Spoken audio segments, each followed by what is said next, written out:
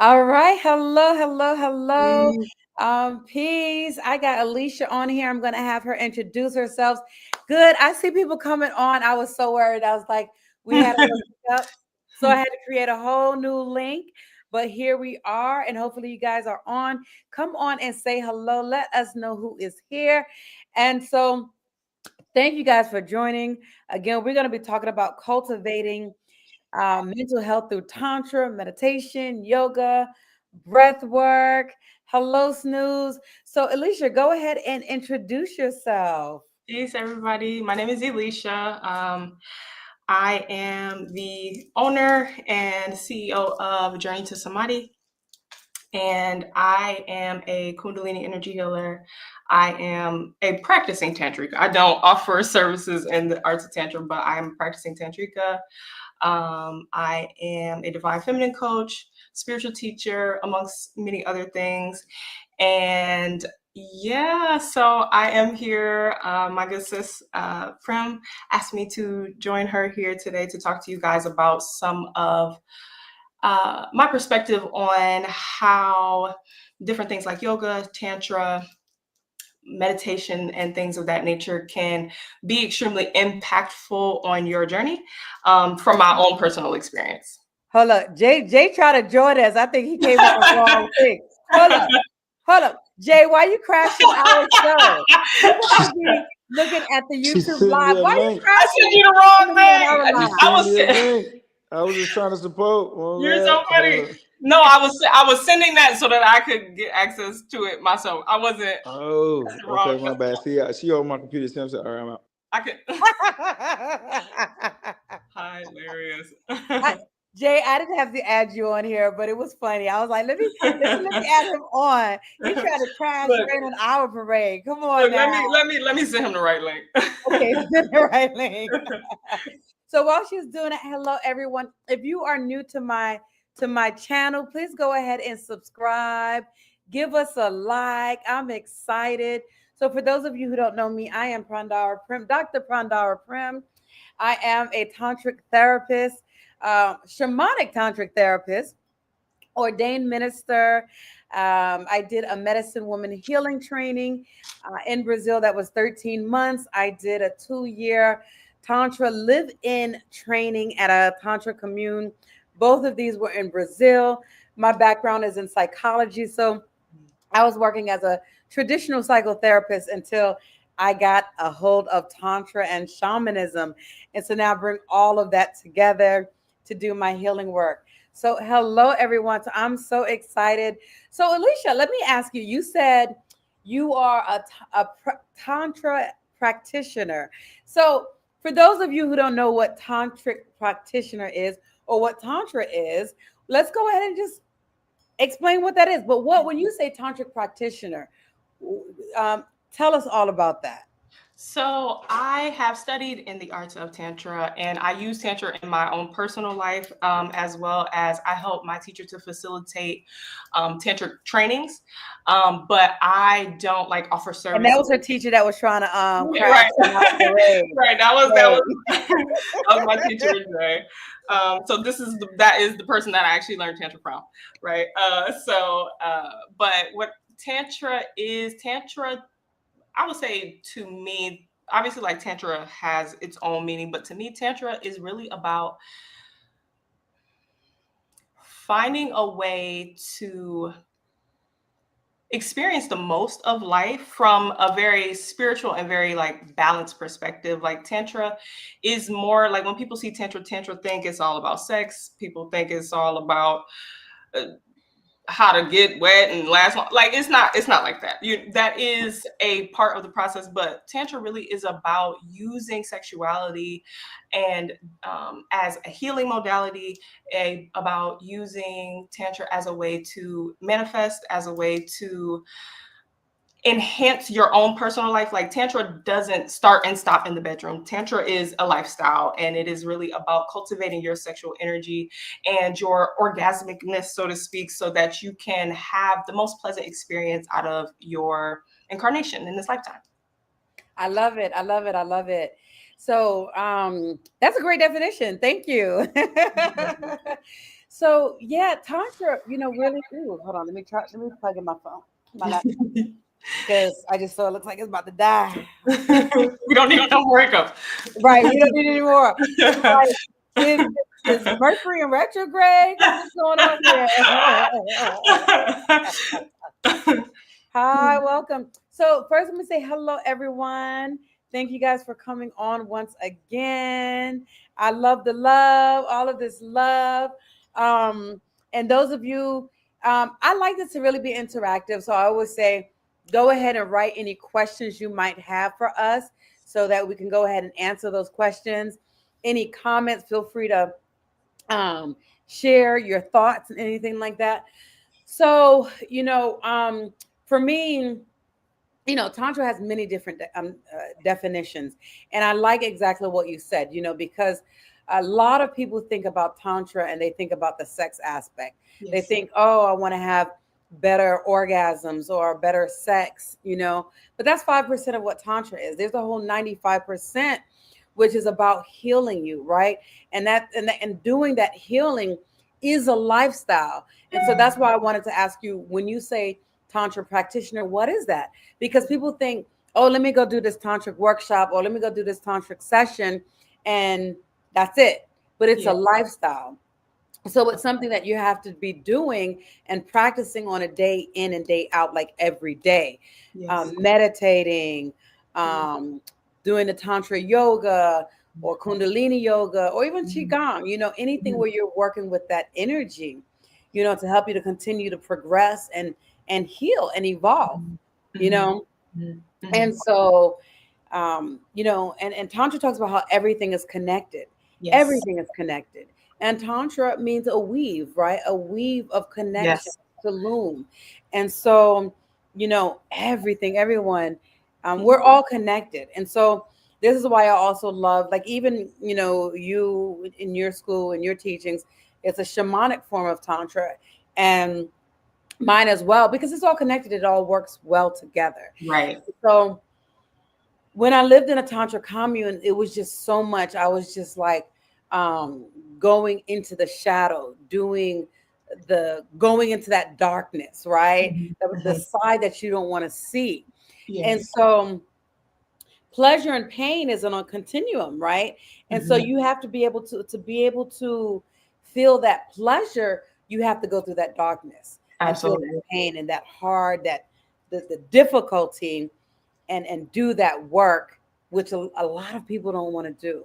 Right. A lot of people get stuck in being in their comfort zone, and they're like, "Oh, I'm good, I'm okay." Yes. Get out of that comfort zone.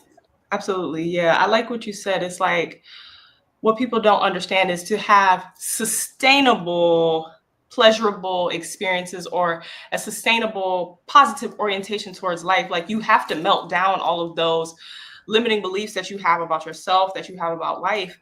And that is a part of the tantric process. Like one of the things that I really love about Tantra is that Tantra provides a path for anybody.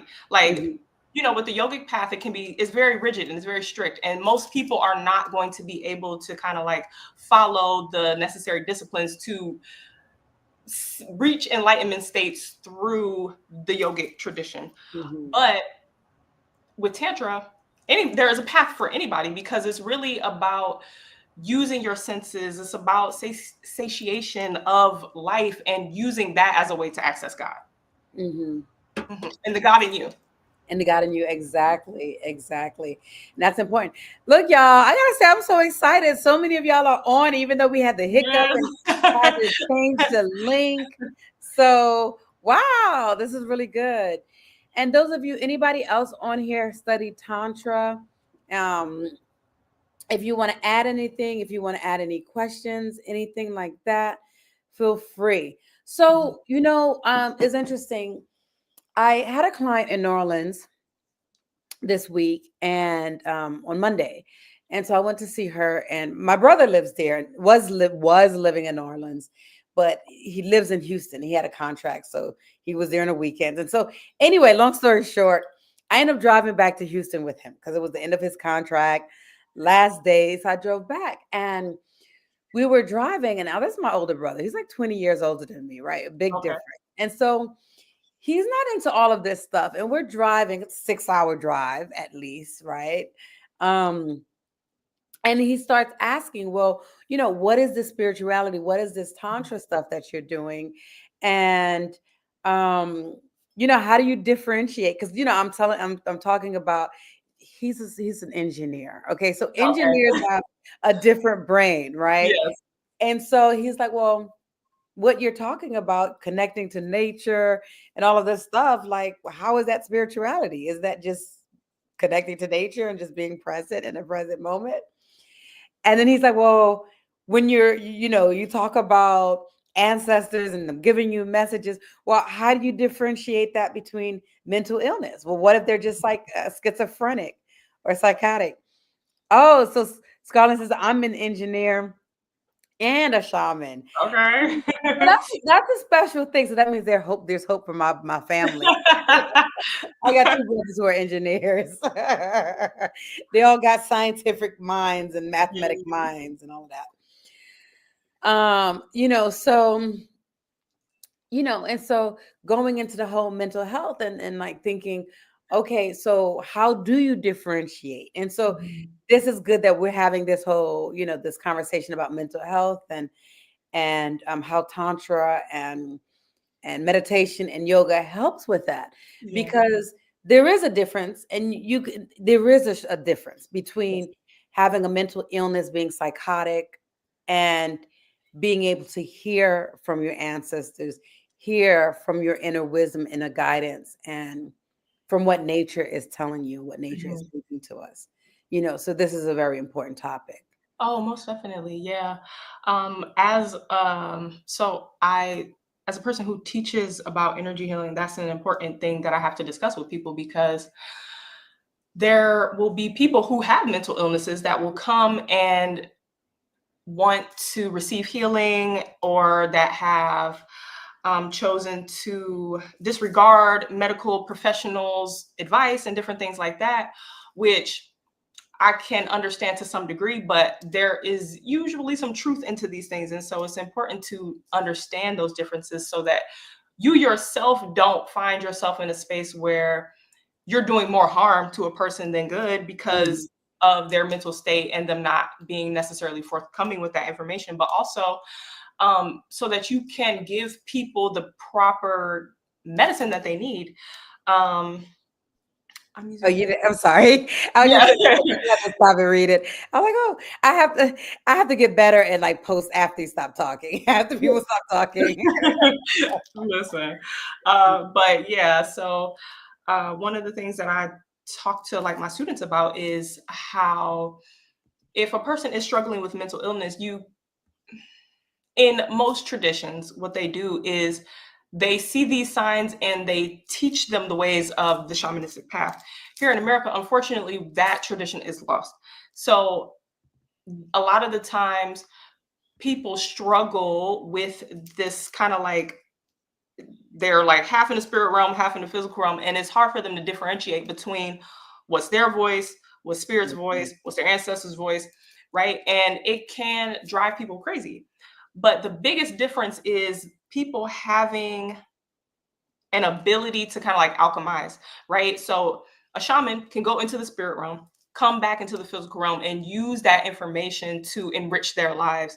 If a person is struggling with mental illness, unfortunately, they a lot of times can't tell the difference between the spirit realm and their reality. So the veil is not there, right? So it's kind of bleeding together. So they're experiencing it all in the same dimension, rather than it being a kind of like a, okay, I'm in and I'm out. I'm in and I'm out. That is like the difference between the two. And people who struggle with that, whether they are a part of the spiritual community or not, they either need help with reintegration and tools and disciplines so that they can have a better grasp on that. Or some people, the better route is for them to seek traditional medicine. But as a spiritual person, you have to be able to kind of be honest with the person about that, because nobody wants to say that they have an illness, but sometimes that is just the truth, and we have to Sit people down and talk to them about those things, and talk to them about different ways, either holistic or traditional medicine ways in which we can address challenges that people have. Right. That's so true. And so often, and sometimes people don't even realize that they have a mental illness, Facts. and so sometimes they think, oh, I'm just very spiritual. I'm hearing these messages, I'm getting these things. But then it's like, we have to be able to understand how to decipher this. Yeah. Yes. Carmen says there's such a fine line between spiritual depth and mental illness. Yes. So yeah, it's so true. It's so true. And so, I like to also look at, okay, well, what kind of messages are you hearing? Is it going to be harmful? Is it going to be helpful? And just kind of really looking, and I use my psychotherapy background to try to decipher, okay, is this a mental illness, or is this person really a medium and they're channeling messages? And so it's a fine line. And then sometimes, we also have to look at, when we're doing this work, look at people's family history when people are coming to us. Right? That's important, because if bipolar schizophrenia runs in the family, doing certain things could potentially make this illness actually come on, sooner. So so this is important when you're doing this work, or you're seeking someone to work with. You seek somebody who's knowledgeable, someone who's going to do a good, background check, ask questions, get to know you, before doing anything so severe, and when we work with like Tantra and the Kundalini energy. So I want to talk about, this is interesting. My very first time hearing about Kundalini yoga, I was just working as a traditional psychotherapist, right? And so I started researching, and I saw things about, oh, you awaken the Kundalini energy too crazy, you can go crazy. too quickly, you could go crazy. And so, and that's real. So but this at the same time helps with mental illness and anxiety and stress. It helps you to kind of get centered and get focused. Yes. But you don't want to try to rush things. Right. We live in a society where people want, oh my God, I want my Kundalini energy awakened right now. Right. Yes. I need to feel this right now. It's like, we got to be patient. We got to go slowly. We got to do the work. And it's, again, a lifestyle. For sure. It's important to honor that process, because so in like traditional yogic in traditions, they have a guru. Like, they have somebody who is where they're trying to go to help guide them and inform them along these steps that they are going to experience through their journey. And unfortunately, in the West, we have kind of like skipped out on that part, right? And so everybody's like, I want my Kundalini to be awakened. I want to awaken my third eye. And it's like, yeah, that's cool. But when you awaken your third eye and you see all of the unprocessed things down in your root, now Kundalini is demonic, and now Kundalini is bad and is causing mental illness and da-da-da. But it's a process. Like, it starts at the root or in the lower half of the body for a reason, because it's going to help to purify those things and melt those things down, so that once you get into the higher energies, once you get into the higher chakras, you're not going to have those types of experiences where that would deter you from continuing on your path, right? Or if you do have these like third eye or crown awakenings, when you kind of like see the things in the lower chakras that still need to be dealt with, you won't demonize them, right? Because it's just you, it's a part of you. And that is one of the things that is most important, is people are seeking like Kundalini energy or different like shamanistic paths or different spiritual teachings as a form of like they are trying to find like an external solution to their problem, rather than understanding that these external systems are still going to require for you to internally process the things that are in your way or keeping you from whatever it is that you're trying to work towards.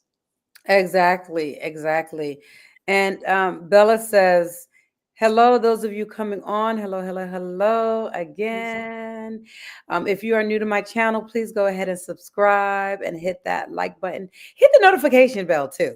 That way you can know when my upcoming lives are coming up. So Bella says, prepare your nervous system for the purge that will occur through Kundalini. Yes. Yes, yes, Yeah. yes. Yeah. And so, and that goes into preparing your nervous system. That goes into a lot of the breath work, right? Absolutely. Um, doing their specific breathing techniques like the 4-7-8 breath, fire breath, alternate nostril breathing. So there's so many different pranayamas that we can do, that both of us teach, to help people prepare their nervous system. And Absolutely. so, and not only that, I mean, breath work, the meditation, your diet, your diet, that is part of the preparation as well for your Kundalini. If you're just going out there eating all kinds of stuff, drinking alcohol all the time, not saying that, not to ever drink alcohol again, Right. just drinking it all the time, and you're eating all kinds of processed food, sugar, salt, flour, all of that stuff, your body's not going to be in the most healthy state to allow for that Kundalini energy to awaken naturally and safely. Right. For sure. For sure. It is one of the most common ways in which people work with Kundalini is through like intense practices. So fasting, intense, like high energetic practices, like you said, like pranayama, yoga, meditation, all of these different things prepares the different layers of the self so that the Kundalini energy will have the path of least resistance, so to speak. And as it is ascending up the chakras, you are assisting this energy with, like Bella said, this purge that's going to happen when you awaken this energy, because it's going to bring up all the old shit, right? And so all of that's going to come out first. And then eventually what will happen is that stuff is going to stabilize, and then you're going to be able to have more blissful and peaceful and joyful experiences in life. Yes. So speaking of the energy, one of the questions that I have here. Yes. Okay. How does energy get blocked in the body, and how can we release it through these practices? Okay. So energy gets blocked in the body because of the mind, right? So our mind is the thing that holds these energetic signatures in place, right?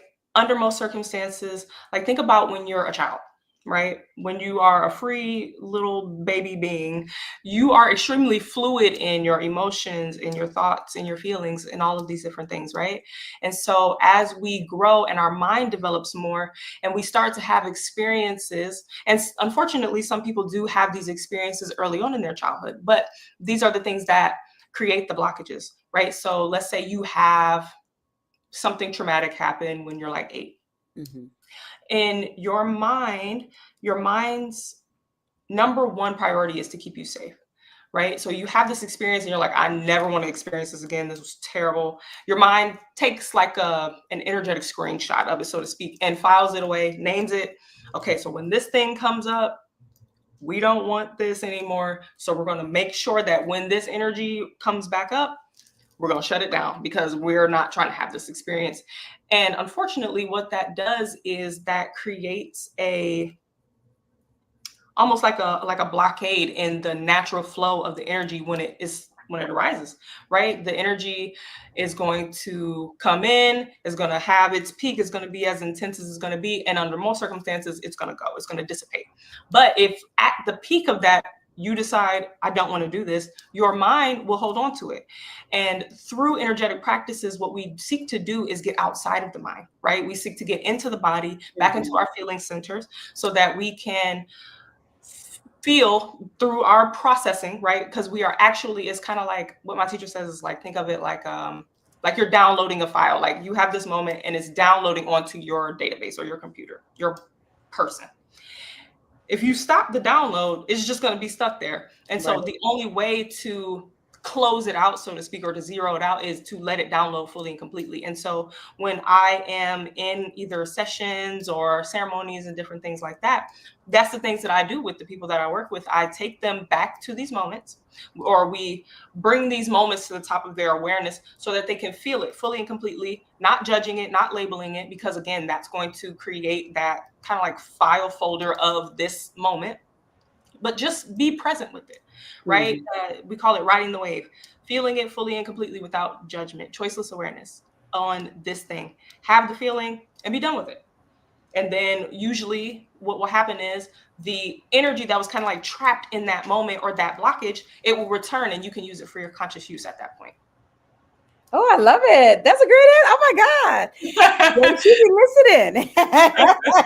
That is funny. Yeah. I mean, I've done it enough times myself and with other people to be like, oh, this shit work. Okay, cool. Yeah. So, I was like, okay, I'm gonna give the question and I'll answer it after you. But I'm like, I ain't nothing else for me to say. I mean, I'm like, that was just so good. Like, Thank great you. analogy and everything. All right. So, so let me ask you a personal question now. Okay. What is a practice that's helped you? What is something specific that helped you remove these energy blockages? Crying. Yes. Crying. Yes. Listen, I fully give myself permission to cry whenever I need it. Like I will, and sometimes I'll be like, I feel like I need a good cry. Let me put on a sad song that I know is going to help bring it up. But a big, big, big part of my own personal healing has been crying. I mean, it's so cathartic. It is so comforting because as a young person, mind you, I do have my big three are all water placements. So I am very sensitive. And so I would cry about any and everything, right? And I got teased. I got called a crybaby. And then when I was maybe like 8, I remember I was riding my bike outside and I fell and I scraped my knee. I scraped my knee pretty badly and I started to cry. And then in that moment, as a little girl, I was like, you know what? From this moment forward, when I get hurt, I'm not going to cry anymore. And for a long time, I did not allow myself to cry when I felt hurt or when I was upset because I didn't want to be a crybaby. Right. And so now that lasted up until I got my heart broke for the first time. And then I cried like an actual baby. But then as I started on my journey with like shadow work and different things like that, it was like, I remember I had a moment because I documented it. I had a little, one of those like film cameras that print the picture out. I was with my partner at the time and I don't remember exactly what happened, but something came up for me and I went off into my room and I cried. He came and he checked on me and he's like, are you okay? Like, do you want me to kind of like help you process? And I was like, you know what? No, like I want to do this by myself. He left. And then it just like, it let the floodgates down and I cried. And I mean, like I was crying so hard, like my eyes was swollen. And I took a picture of it, like I have it, but it was a big moment for me because, like like my mother transitioned when I was 18 years old and I didn't cry as much as I feel like I needed to because I have to be strong. I had a younger sister, and then now I'm a mother and I don't have time to deal with this grief and so many things, relationships and loss of friendships and different things like that. And I'm a person I love very hard and very deeply because that's the way that I was shown love as a child. Like my mother like poured her whole heart into me, you know what I'm saying? And so to be in a world where I don't feel comfortable or like having connections where I don't feel comfortable to express my emotions or my feelings and cry to my friends, it caused a backlog. And so for me, one thing about me is I'm going to cry. I was just crying. I cried probably like the last 3 days about little things, but crying has been a great, great, great healer for me. Seriously. Yeah. So for me, it's been shaking. But I love you. It's for me. Actually, I do a couple different things: Okay. shaking and screaming. I just need to be Oh, like, girl, yes, a good scream. A good scream. good Oh man. scream. Yes. Um, but I resonated with what you said because it's interesting. When I was younger, one of the things I would do is put on Sade, Hmm. and Sade would just help me get a good cry, and I Mhm. will bawl my eyes out. And then I don't know what happened. Then at some point, similar to you, I was like, I don't want. I guess in my mind something was like, I don't want to be a crybaby or whatever. But I blocked that off and I Mhm. stopped crying, and um, and it stopped in a sense of this was more as an adult where Okay. I would be doing all of this work and I'm not crying. I'm looking at everybody else crying. I'm like, what's wrong with me? And Oh. then I'll be crying at a whole nother time, like watching TV and something happens. The next thing you know, I'm crying and I'm like, why am I crying at this? But it's I had to get to the point where I'm like, wait a minute, I'm crying for a reason. Yes. So I'm at some level I'm resonating with what's happening and I might have experienced that same emotion and at the Mhm. time I didn't allow myself to cry. So here I'm crying and I'm processing it. And so what I started doing is okay, I'm crying now. I'm watching this show, one of the shows that I watch from scratch. I don't know if you watch because y'all are big at watching movies, shows, and Yeah, stuff. I haven't seen that one. From scratch. Oh my god. You will be crying. I mean, your eyes are gonna be swollen and red by the end. And so I was crying, and I was like, okay. So what about this is triggering this emotion for me to cry? Mhm. And that's how I started, working to get through those blockages, those For energy sure. blockages that's in me that I might not have been aware of, Mhm. but I'm crying for something that doesn't seem to have anything to do with me. So I started making that association and really processing, okay, what's going on here? Why am I feeling these emotions? And so Yeah. that's one of the things that's been helping me. Okay, so um Tamara says crying is a good cleansing for the soul. Yes. Yes. Bella says laughing, journaling, and screaming at the top of my lungs, driving down the highway. It's so Yo, look, people will be pissing me off. I'll put on that song. I'll be like, move, bitch, get out the way, get out the way. When you see me on the highway, highway. Yeah, Ah. for real, I'll be on the highway doing that. And I'm like, oh. Yeah. No, screaming is definitely another good one for me too. Yes. So Kenneth says, I was snotty crying, watching from scratch. Right? Oh my God. Look, you gotta watch from scratch. Like, Listen, I'm just here have the for it. tissue ready. Have a whole towel ready, better yet. Hey, Hey, Jeremy. Got everybody coming. Oh, look at that fam in the house. that's dope. Thank y'all for the Yep. support. I know. Thank y'all for coming out, showing out. Yes, I yes, love it. Yes. yes. As y'all are coming on, we got all these tantric folks up in here, Right. Kundalini energy healers up in here. So come on now. What else do y'all do? Share some of the things that y'all do to help release blockages. Those of you coming on now. And if you are not subscribed to my channel, go ahead and subscribe. Because people be forgetting. And I see more people coming on. So go ahead and subscribe to my channel. Subscribe. Families in the house. All Yes. right. Yes. Y'all share this too. Share this. You know Yes. what we need to do? You know what we need to do? March or April. How about all of us? I can have up to 6 of us on here. Let's get Oh the Kundalini energy folks up in here. Let's do a nice little live and we can all talk about Kundalini healing and go a little bit deeper. no. How about Yes. that? If y'all are down, go ahead and say I'm down. Type No. in the comments, I'm down, and then send me a message because I'll forget. All right. So Jeremy says to release blockages, I use sound healing, Mhm. grounding, fasting. Yes. And we talked about fasting too. Fasting is so good. Okay, Kenneth says I'm down. All right. Eternal crying is a huge one for me, but I also use daydreaming to help me process as well. So let's talk about that. Let's talk about daydreaming. Okay. Because that's interesting. So you say you use daydreaming to help you process as well. How does that help you process?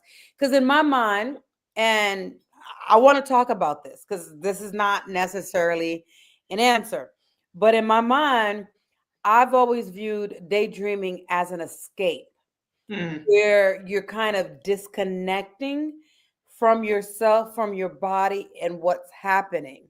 mhm. So break that down for me, how you use daydreaming to help you process and release blockages. And what are your thoughts on that, Elicia?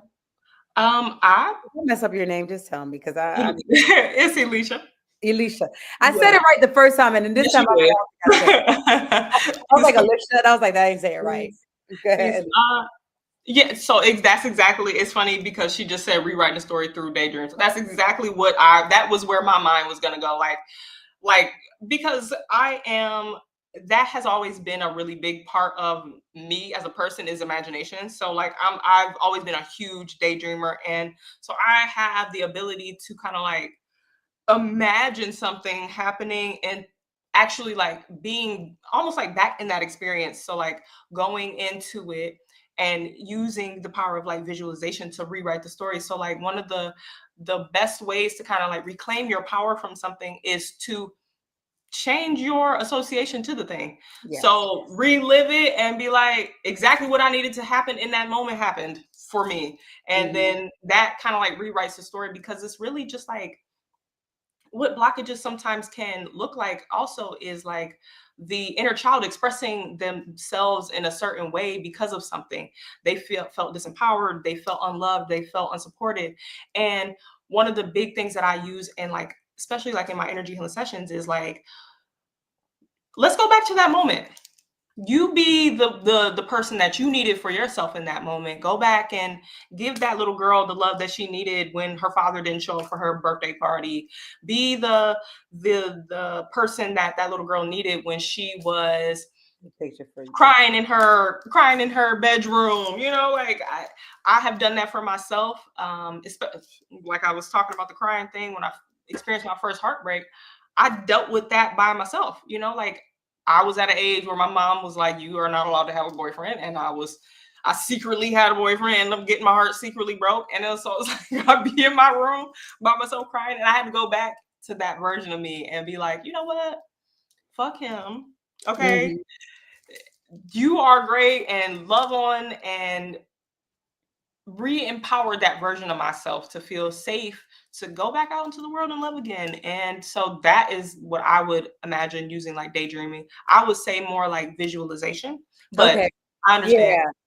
And that makes sense when you say that, Mhm. because when I hear daydreaming, um, Mhm. in my mind, that's a dissociation. You're not Yeah, yeah, yeah. really there, you're going off. For But I sure. like that. And this is empowering when you rewrite. And I'm not necessarily a visual person. So Okay. that's why I love these conversations because it Yeah. helps to see things in a different way. Um, so I'm more of a kinesthetic. I feel, Okay. I Okay. know, I sense things. Yeah. So, um, so JRs also say daydreaming could be useful to tap into an alternate version of self in an alternate universe. For sure. So in my mind, when I hear that, I think of rewriting, Yeah. rewriting your script and in a visualization form. For sure. So I love that when you say that. Mhm. So yeah.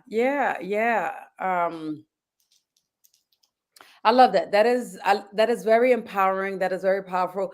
I remember reading this book a while back. I don't remember the name of the book. Mhm. It must have been like 10 years ago, Okay. but it was so empowering. So it was about this lady who at a young age she was being molested, Mhm. and not just once, like several times. There were several men in her family, or in the surroundings, that was molesting her. And she rewrote that story Mhm. where she saw herself as a healer, and she was giving them something that they lacked, that they needed to heal. And I might be saying it the wrong way, but the way she phrased it Yeah. and rewrote it was so empowering Yeah. because it took something that really would break many people, For sure. and she rewrote that story to something that's so powerful. Yeah. And that like tantric spaces are great for that, with because a lot of people, both men and women, experience sexual trauma in some way, shape, or form. And it's the way our society handles it is makes it very touchy, right? It's like you couldn't possibly be re-empowered by this thing. And so to hear something like that, it would probably trigger most people. But what people don't understand is, first of all, things are going to happen to us that we don't have control over, right? But we don't have to allow it to be the story for the rest of our lives. We don't always have to be the victim. The biggest part about healing is reclaiming your power. It's like, okay, this thing happened, but I don't have to allow it to haunt me anymore. This is why people call it like your demons or your shadows. Like, we don't have to allow these things to continue to debilitate us or to cripple us in fear or to make us feel small and weak. We can change the narrative around what it is that we experience, and we can make ourselves the hero, Yes. and that's important. That is. So I like First Bite. Says I break glass outside and scream. That is all illusions. Pun Funny. intended. I love that. Yes. They got those what are those places where you can kind of like Oh, like rage rooms? the rage rooms. Yes. Yeah. Yes. Yes. Hi, Nitsa. Hello, everybody. So to release what no longer serves me, I move my body with freedom, twerking and dancing. Shake up the energy within me, unlocking the power in my hips and allowing joy to flow through Hey. every moment. And then she said with her non-dancing butt. She is the funniest person I know. She is so funny to me. Oh, yes. Yes, love you, girl. Hello. So yes, I know that's so hilarious, right? But yeah, these are some really, really, really, really good things and important things. So let me see. I had got some good questions. Let's see what else. What other questions that I have here? And if you have any questions, feel free to ask too. Okay. Um, Let's see. So um, what inspired you to the path of tantra? oh, okay. That's a good question. Thank you. So what inspired me? What's so interesting is it came to me. So it wasn't something that I was like, oh, let me find something that's going to help me with something. Yeah. I happened to get burnt out as a psychotherapist. I had a private practice in Maryland, and I decided to do a year sabbatical. And on that year sabbatical, I went to India at first, and thank you, girl. I went to India first, and my freaky behind. And this is actually freaky behind. This is probably why I really needed Tantra, actually, is because I didn't know how to manage my sexual energy. Gotcha. I had a lot of sexual energy. I have a lot of sexual energy, and I didn't know how to channel that. And so on India, I see this fine ass man, and I'm like, yo, he fine. I need to get with him. So, I'm like, yo, what's up? And then take him back. I took him back to my room because I was a little crazy, but I trust my ancestors be watching out for me, even though they know I be crazy. They be like, keep us safe. And I took him back to my room. And then he was just like, next thing you know, like we start looking into each other's eyes. And then we get in the yabayum position and we're breathing together. And next thing you know, I'm having orgasms and he ain't touched me like in a sexual way. And I'm like, well, what the heck is going on? I'm having an orgasm. No penetration. We got clothes on. Yeah. Yes. About the whole thing is like, what the fuck? I'm like, wait, I'm having like I have regular sexes don't have orgasms. And here I am having an orgasm and like, wait, what's going on? So I'm like, ooh. So yeah, that was the biggest thing. Okay. And so I realized for me, like I had all this sexual energy and I was also looking for something, like looking for validation, Mhm. looking to want to feel loved. And so because I didn't know how to get that and I didn't know how to manage that energy, just, going For with the sure. flow, Yeah. And so after that, I was just like, oh my God, like I, I want this. I love this. Yeah. And then it wasn't again until I got to Brazil Mm. that I forgot about it because a whole year passed. And then I got to Brazil and working a year and a half passed. And I opened up a little clinic where I was doing Reiki healing work. And a friend of mine was like, oh, I have a friend coming to Brazil who wants to lead a 6-week workshop. Can she use your space? And I was like, yeah. And it was a tantric workshop. So Okay. again, it came to me, Yeah. right? And so I was like, yeah, she could use the space. And part of that, since she was using my space, I was participating. And Okay. so I was like, oh my God, this is great. We were learning like these tantric yoga moves and stuff. And I was like, what? But it felt good. My body felt Yeah. good. Okay. And so I was like, okay, I like this. I like this. And so then she left and I was like, okay, I had these 2 experiences, Right. both with Tantra that felt really good. Now I need to go out and find it. And Yes. so that's when I actively started seeking it out. And then I found the Tantra commune that was in a whole nother state. So I had to Okay. go move there. I Oh wow. but I moved to a whole nother state in this commune. And I don't know if anybody watched is it Wild Wild Oh, Osho, Wild Wild West. Osho's? Yeah, Yeah, yeah, is it yeah, Wild yeah. Wild West? Yes, Wild Wild West. It is Wild Wild West? Okay. Yeah, Osho's documentary. So I imagine that this commune was similar Uh-huh. to that. Where was that at? In Oregon? It was in Oregon? I I don't think it was remember in Oregon. exactly, but it may be. Oh, Wild Wild Wild Wild Country. Country. That's what it is. Wild Wild Country. Wild Country. I was like, because I wanted to say Wild Wild West, but I was like, I didn't think it was Wild Wild West. Wild Wild Wild Country. Wild Country, yes. Yes. We think of Clint Eastwood or Oh, it something. wasn't. He says it wasn't Oregon. Yes, it was in Oregon. Yeah. So Little I Stick. imagine it was similar to that. Okay. And like it was funny because we would do all of these like tantric meditation, tantric breath work, and people are having orgasms, right? From the breath work, from moving the Kundalini energy. So I imagine all of the neighbors and other people were like, what the hell is going on over there? And like, you know, all crazy, looking at us side eye when we Of leaving, course. to go get something to eat. But it was a great experience. So Okay, awesome. yeah. So what brought you? What brought you to Tantra? So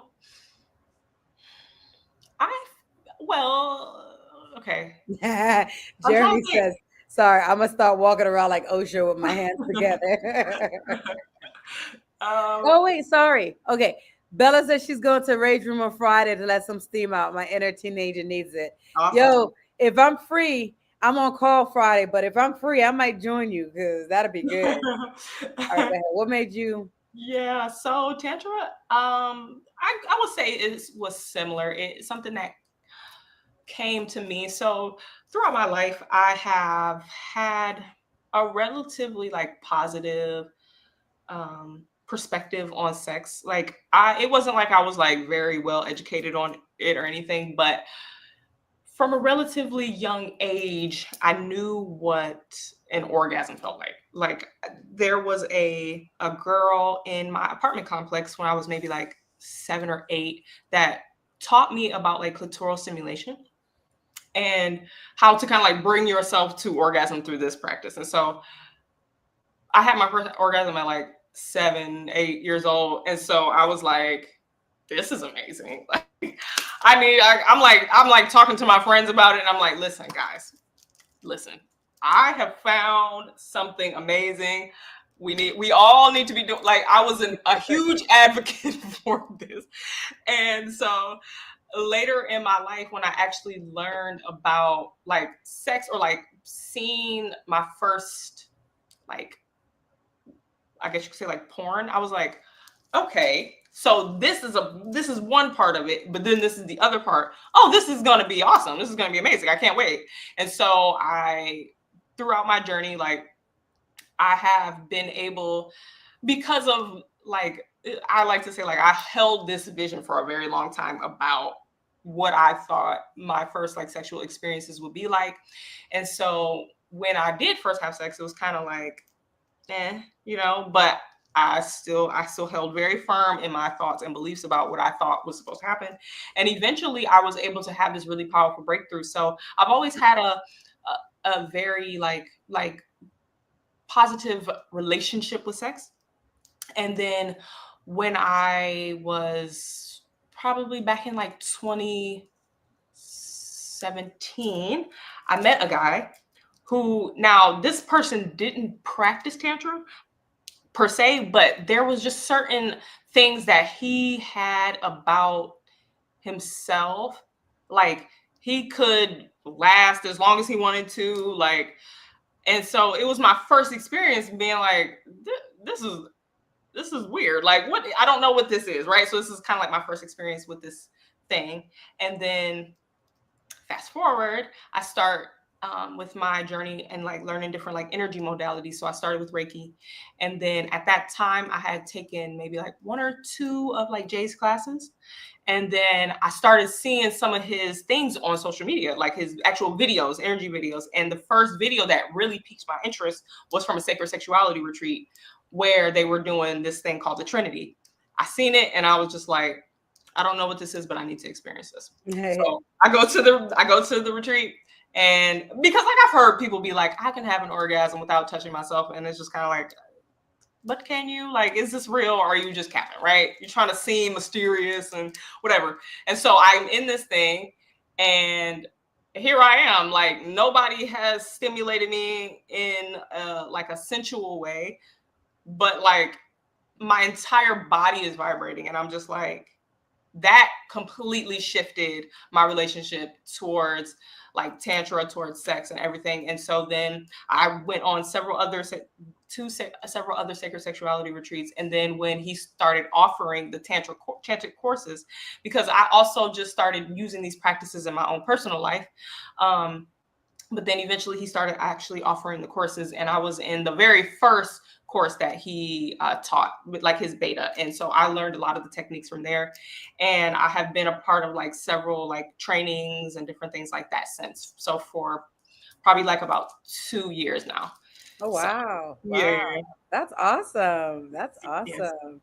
Yes. So cool. This has been so good. I had all these questions, but it's just been flowing. So it's Yeah. I don't even need to go through it. But a lot of people right now are just stressed out, right? A lot of people are like just anxiety off the charts. I remember coming home today from the airport, and I think this lady worked at the airport, but she was getting me anxious.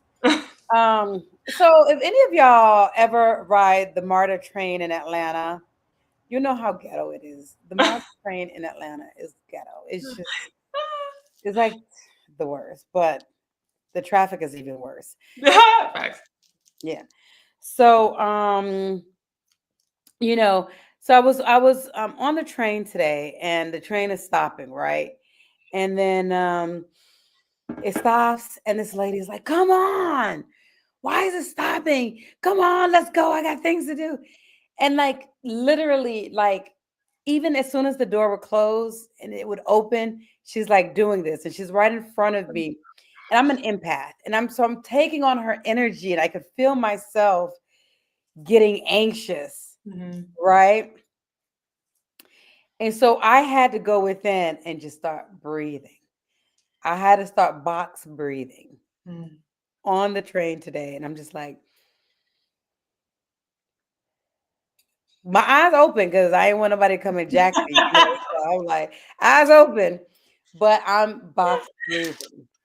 So I can bring myself down because like she was just getting to me. So what's a simple exercise? Box breathing, for you guys don't know, is just basically breathing with the same. So you could breathe in for 4, hold for 4, exhale for 4, and then hold again for 4. So you're using the same count, and that's what the box breathing is. So you're going to be the same length, your inhale, the hold, and the exhale.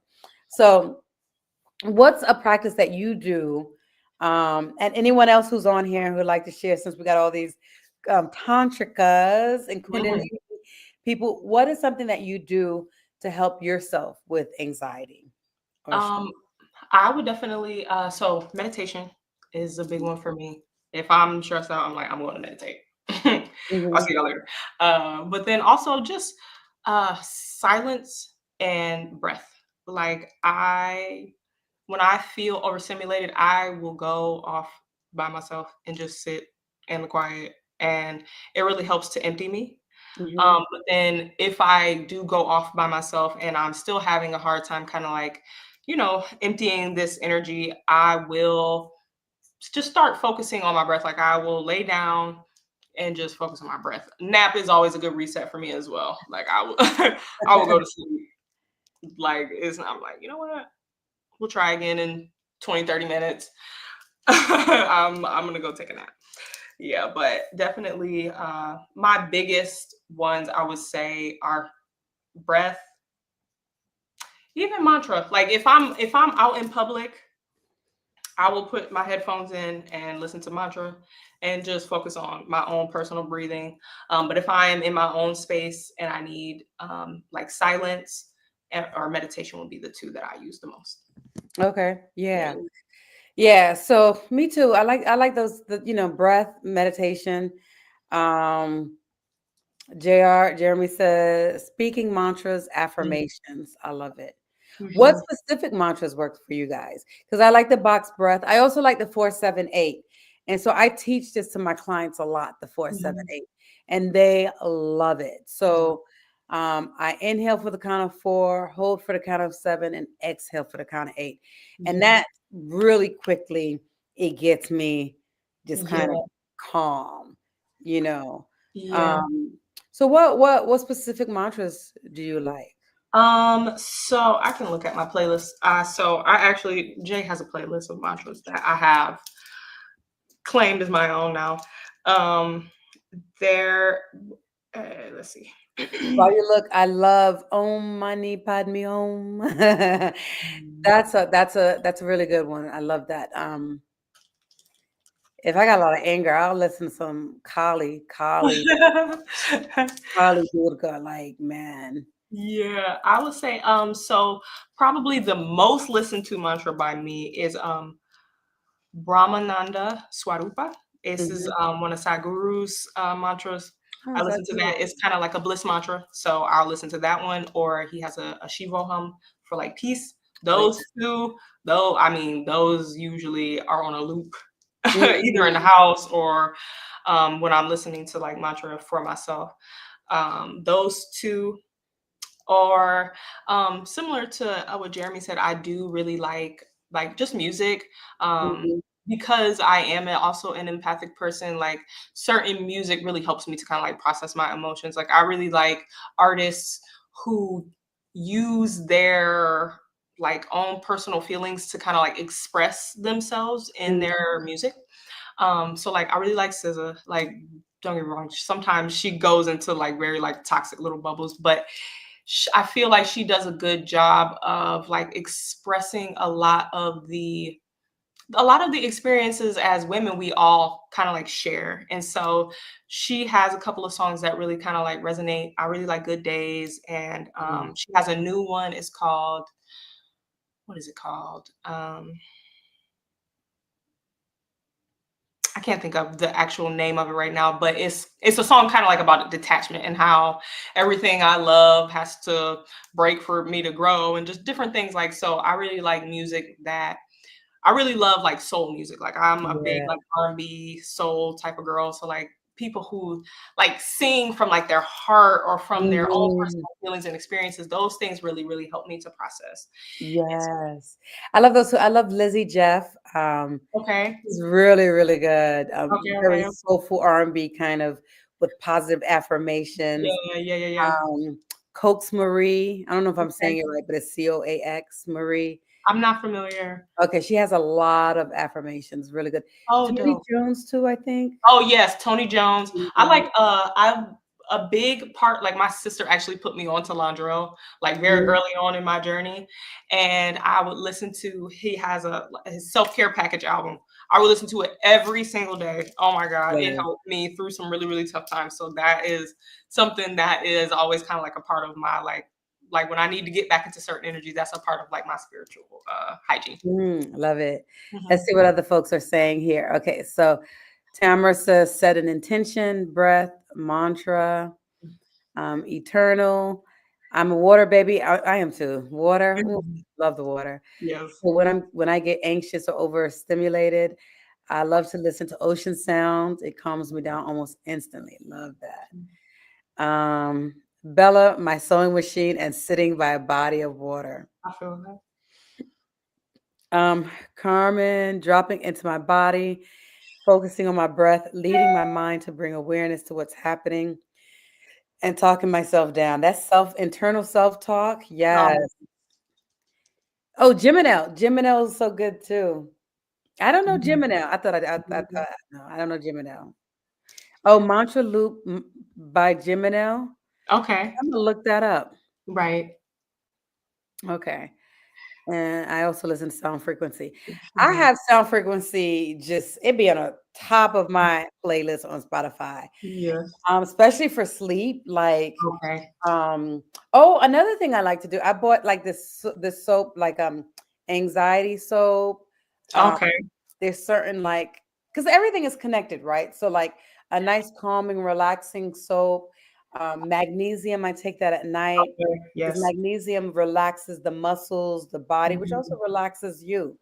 Yes. So when we get into herbs, there's ashwagandha, lavender. Mhm. I very much love doing different herbs and different scents. So um, I have chamomile, lavender. I did learn from someone else that I had on my live, Desiree Sproul. She's just say lavender, it does increase estrogen. So if you're like trying to Oh, have a baby or something, like you want to make sure you're not using too much. yeah. Does it Okay. increase estrogen or testosterone? I think estrogen. But you Okay. want your hormones to be balanced. So whatever it is, you want to make sure you're not doing too much of that Oh, if for you sure. have issues with hormones. But yes, lavender, chamomile, tea, and spiritual bath. Oh, Yeah, yeah. I love it. Love Ah, it. Love it. hello. Yeah. So, Yes, hey, buddy. important. People don't understand how important like breath is to the maintenance of your nervous system. Like your nervous system, your breath, and your mind are all interconnected. And Yes. so the state of your mind. So if your mind, hey, We love you. yes, love you. But yeah, so if your mind is all over the place, your breath is probably all over the place. If your breath is all over the place, your nervous system is probably as well. And so taking moments, like a very simple practice that I typically give most people who struggle with anxiety is becoming present with your breath. First of all, like breath is automatic. So when you tap back into it, you're kind of tapping back into the flow of life itself, right? And when you are intentional about breathing in a certain way, your breath can either um, trigger your parasympathetic or your sympathetic nervous system. And so your exhale helps to calm your mind, and in turn calming your mind calms your nervous system. So this is for like people who have trouble sleeping. Doing really long exhales or intentional like longer inhales and exhales will help you to put you into a more calm and relaxed state, which will eventually quiet the mind, which will help you to drift off to sleep. But just in life, naturally, because there is going to be stress triggers right? Just in our everyday lives. Unfortunately, here in the West, our environments, a lot of times, whether it is pollution, whether it is bills, the economy currently, all the different things, right? There are so many different avenues to which stress reaches us. And so it's very, very important because that all that wear and tear on your nervous system, it impacts your health as well. So this is when organs stop functioning properly. This is when you're not able to sleep. So insomnia is present, and your ability to sleep is directly impacting how your like organs and your cells and your nerves are functioning, all of these different things. So being intentional about coming back into your breath, just as a practice, like presence is extremely important because it brings all of you into the moment, and it helps you to kind of like be here and now, because stress is, or worry or anxiety is you worrying about the future or the past. And when you're in the present moment, it's like none of those things are happening now. So tapping back into your breath, like you can only breathe right now. So being intentional about that, it can really help to alleviate a lot of the tension and stress we're putting on our bodies. Yeah. So true. So true. Love it. Okay. So Imani also said, I practice. I also do a practice. I also do is sitting still enough to feel my heartbeat. I love that. That's so sweet. I know. Yeah. We oftentimes ignore the heart, the seat of the soul. I That. have been, oh my God, I have been so on that. Like, I had a sister invite me to like, she does sound healing and she teaches sound healing. And so she invited me, her students, they had like final projects to do. And one of them did like a heart thing. And she really talked about the importance of the heart and how a lot of times we kind of like forget about it. Like, your heart, if your heart stops, that's it. Like, like your entire life, your heart is working for you. And I was just like, oh, like, if you feel like nobody loves you, know that your heart loves you. Like, your heart works day in, day out, no questions asked for you. So it's like, I have been very intentional about being in my heart space and really sending gratitude to my heart, because it's like, Yeah. you know, we be looking for ride or dies in people, but that heart, man, your heart is literally your ride or die. They gonna ride or you gonna die. Right, right. All right. So JR says, getting off social media and don't watch the news. Child, don't watch the news. Don't watch the news. Ooh. So this has been good. Like, look, this so flowed. It's been an hour already. Yeah, So, yeah. I know you got a class. You got a do. class at 9:00, right? Yes. Also, you have your Kundalini activation healing tomorrow. Is that correct? Yes, I do. Tomorrow Tell at folks about it. 7. Tell folks about it. Yes. So I offer group Kundalini activation ceremonies. So they are open. It is only $11 to join. I'm here in the Atlanta metro area, aka Douglasville, and we will be meeting at 7 p.m. We go about, depending, it's a flow, but usually we wrap up with at about like 3 hours or so. But essentially, we'll come together. We'll do some high energy activation stuff. We'll do some like movement or like active meditations together, and we will end with a guided visualization. And you know, people have been showing up, so I've gotten some really, really positive feedback. So I would love, if you are in the area, for you to join me. Like I said, it is tomorrow night, 7 p.m. This is an in-person thing. I've been thinking about potentially doing some like virtual ones, or like adding in some virtual aspects, but as of right now, it is all in person. They're hosted once a month. So typically on the 3rd or 4th Thursday of each month. All right. I'm gonna be there tomorrow. Okay, awesome. Yes, Bella told me about it, so that's part of her birthday. Oh, yes, it is. On Tuesday. Listen, Tomorrow for both you and Bella. I am so appreciative. Like, I'm like, I gotta get her like a cake or something for it. You know, like, should I wear white? Should we wear white, or does it matter? So we're doing. You can do white, but like accents of like either yellow or orange or both. Okay, I like that. I got Yes, yellow. yes, yes. I got I yellow because know. I'm Oshun, y'all. I'm Oshun, Yes, baby. exactly. That's the vibe. That's the vibe. I want to bring some joy, energy, some sweetness into the space. Oh, okay. So what did you say? I'm on call for a birth, but I'm making a priority to get to an activation soon. Yeah. Okay. Yes. Yes. Yes. Um, and so speaking of Bella, Bella is going to be joining me next week. My Hey. live next week is going to be with Bella. We're going to be talking about unicorn ships, polyamory, Ooh. polygamy, all of that juicy stuff. So we're gonna get deeper next week. Yeah. Yes.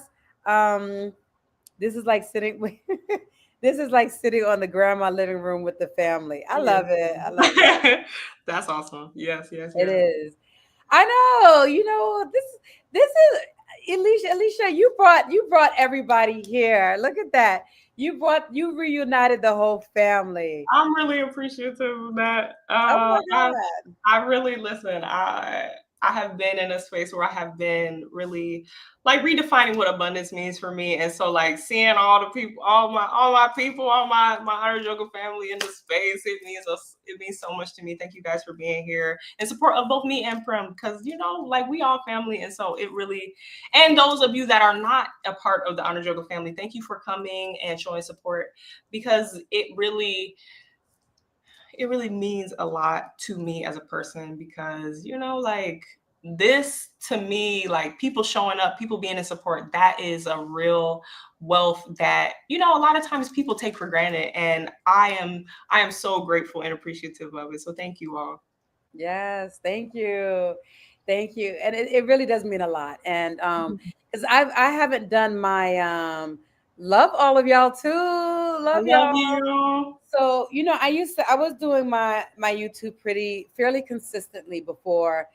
And I was like, you go back and you look at some of my videos. I got videos with like 100,000 views, Hmm. 50,000 views. And I was doing a thing, right? And then I Yeah. stopped, COVID happened, and Okay. it's a lot of work. And then I kind of got out of it. Um, I just kind of got out of it. And now I'm back. Like everything I've been saying, get back, get back, get back on. Yeah, And so because it's just great stuff to have for sure. these conversations that people don't have, like Yeah. just talking about any and everything, talking about tantra, sexuality, polygamy, Yeah. health, mental health, all of these things that society considers a stigma. You know, it's important for us to be able to have these conversations and feel safe doing it. Yeah, So absolutely. and that's the thing. So one of my goals is to create a safe space where people can come and they could be themselves, they can heal, they can do the work and not feel like they're going to be judged. They could come on here and talk and say whatever that they want to say, and not Yeah, feel like I got to watch what I'm saying, because in feel so that. many spaces we're not heard, we're not seen, or people don't understand what we're doing. And Most definitely.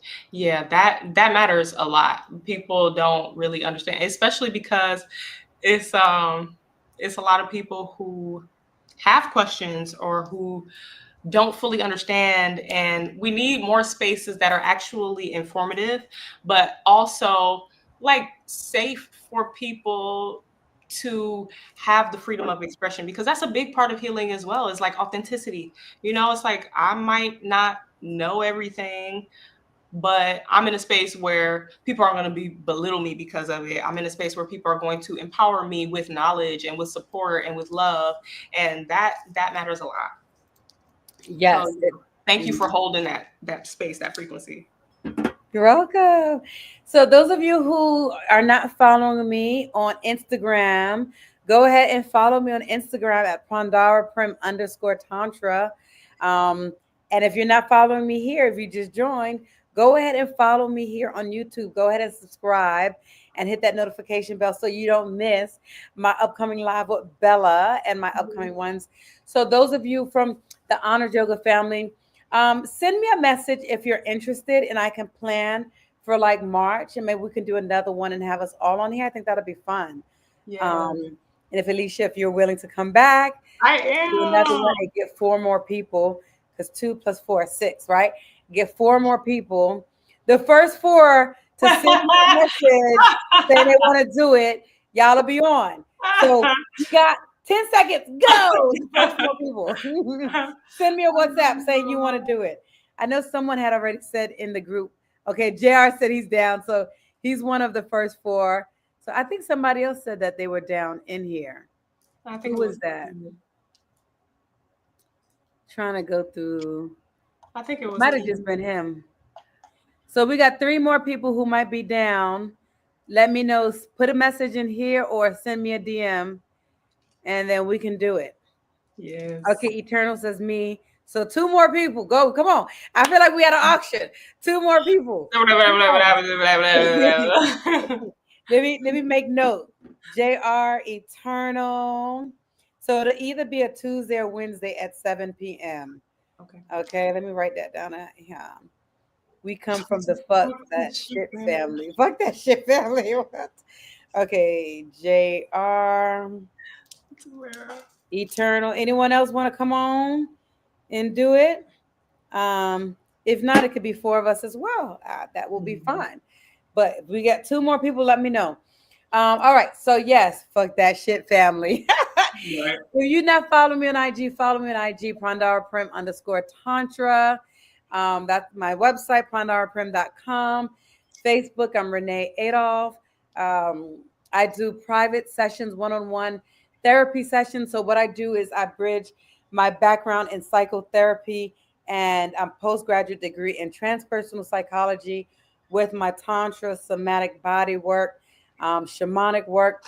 I bring all of that together in my sessions. I do one-on-one hape sessions, plant medicine sessions, ceremonies. I do tantric massage, one-on-one cacao ceremonies, as well as in group. Bella says she's down too. Okay, so Bella, and we got Bella. All right. 1, 2, 3, 4, 5. Okay, 1 more person. Okay, Thomas said bring Jay. Let's see. Ask Jay right now. Does he want to do it? That'll be good. Jay. Where Jay at? He might be asleep. It's 8:30. Listen, so. Look, I'm about to go to sleep right after this too. Your girl is tired. I'm gonna pencil him in. Right, exactly. We don't need to ask. We'll just schedule accordingly. Yeah. And you'll just say, Jay, you're gonna be here. We're gonna be talking. Oh, here he goes. Oh, he's coming? We want you to be on the group podcast interview. Your podcast. Tamara nominated him. I tuned out and tuned back in a couple times, so I'm not exactly sure what that is. So a lot of the honor yoga people showed up tonight, and so she was saying she can have up to 6 people, and she was saying it would be cool for us to do like a honor yoga family vibe type of thing. Yeah. All right. And talk about Tantra Kundalini. Talking about not today. It'll be probably she said in either like March or April. Okay. Okay, awesome. All right. Sounds good. All right, perfect. Also, let's see if there's any comments. Okay, so let me add this. Did you want to share anything else before we go, Elicia? So I do have a retreat coming up in March in Orlando, and then I am planning to do another international retreat to Costa Rica towards the end of next year. Like I said, I do have my monthly ceremonies currently. I'm working on a little project, a little thing that I really want to kind of like a day retreat that I'll want to be launching here within the next couple of months. So keep an eye out for that. And I have my Divine Feminine course, and I do also teach energy healing as well. I know a lot of us are already energy healers, but for those who are not, who may be interested in learning the art of Kundalini energy healing, please, you can reach out to me. Thank you again. Thank you all for joining. I get off work if Tamara, she gets off at 7. If you get off at 7, if you still want to come, like I said, we are usually wrapping up around like 9:30. If you want to come through, please do. I would appreciate it. I would love to have you in the space. You always bring joy and laughter in all the spaces that you are in. So yes, but again, just thank you all for being here. It really means a lot. I know. So go ahead and make sure you're following her on Facebook or Instagram. That's the information up right there. And her website, journeytosamadhi.com. And you just remind me, I have a retreat coming up. It's going to be a little different this time. This is my first time offering a plant medicine retreat in Brazil. So I'm going to be doing a January 27th to February 5th. So go ahead and mark your calendars. January 27th to February 5th, I'm going to be doing ayahuasca, combo, cacao, and hape plant medicine retreat, as well as honoring and connecting to the goddess of the sea, Yemaya, Emoja, depending on the tradition that you follow. But in Brazil, she is Iemanjá. So we're going to be doing that. We're going to go really deep into some healing work. We're going to be doing some working on the chakras, rebirthing, breath work, tantric breath work. This retreat is going to be open for men and women. Typically, I've been doing retreats for women, women of color, but this one is going to be for men and women of color. All right. So it's going to be good. I'm opening it up. I'm doing something different because really, when I was in Brazil just recently, I was there from January 29th to February 5th. I did ayahuasca combo, and it was just so healing, so healing. I received so much, and I'm like, I gotta offer this. And I know there's tons of people that offer it, and I've never offered it, but I want to be able to spread the healing, the love, and the joy that I in Bahia with the Honey Queen tribe. So it's going to be with indigenous tribe out there. They'll be leading the combo and ayahuasca. I'll be leading hape and cacao on different nights because we're not going to do it all on the same night. That's why it's a 7-day retreat. So come on out. Go ahead and make that deposit. And then you can pay in monthly installments. And even that $500 deposit can be made in installments with Afterpay. So no excuse. Go ahead and get it out there. Right. Let's see. We got some comments. Okay, just y'all laughing and saying love y'all. Yes. All right. So anything else you want to share before did I ask you that? Anything else you want to say before I think that is everything. Thank you so much for having me. And thank you guys. Thank you for being here. Thank you so much for being here, being a guest and sharing your knowledge and your wisdom. You just have so much wisdom. Great. And I'll see you tomorrow night. I'll be in my yellow. Hey, I'll see you tomorrow. All right. And thank you everyone who came out, showed out, watched, participated, talked. We really appreciate you and love you guys. Got so much love for you. All right. Peace. Peace. All right.